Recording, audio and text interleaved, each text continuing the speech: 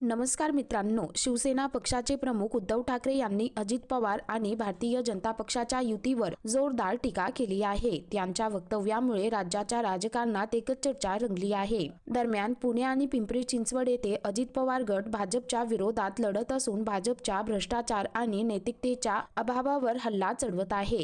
या प्रकाराला उद्धव ठाकरे यांनी नुरा कुस्ती असे संबोधले आहे. विरोधकांना राजकीय जागा मिळू नये म्हणून हे आरोप केले जातात आणि नंतर निवडणुकीनंतर एकत्र येतात असे मत त्यांनी व्यक्त केले. एकंदरीतच उद्धव ठाकरे यांनी अजित पवार आणि भाजपावरती घणाघाती टीका केली. उद्धव ठाकरे यांच्या वक्तव्याची राज्याच्या राजकारणात एकच चर्चा रंगली आहे. एवढंच नाही तर ठाकरे यांनी मुंबई आणि ठाणे महानगरपालिका निवडणुकांचे महत्त्व अधोरेखित केले. 7 वर्षांहून अधिक काळ प्रलंबित असलेल्या या निवडणुका मराठी माणसासाठी अत्यंत महत्त्वाच्या असून त्या सरळ मार्गाने होत नसल्याचा दावा त्यांनी केला. धमक्या, दहशत आणि पैशांचा वापर करून उमेदवारांना विकत घेत जात असल्याचा गंभीर आरोप त्यांनी केला. विकास केला असता तर अशी कृत्य करण्याची गरज का पडते असा प्रश्न त्यांनी उपस्थित केला. महाराष्ट्रातील राजकारणात होत असलेले अधपतन हे दुर्दैवी असल्याचे ठाकरे यांनी म्हटले आहे. एकंदरीतच उद्धव ठाकरे यांनी अजित पवार आणि भाजपावरती जोरदार टीका केली. तर मित्रांनो, एकंदरीत संपूर्ण प्रकरण पाहता या संदर्भामध्ये तुमची काय प्रतिक्रिया आहे खाली कमेंट करून नक्की कळवा.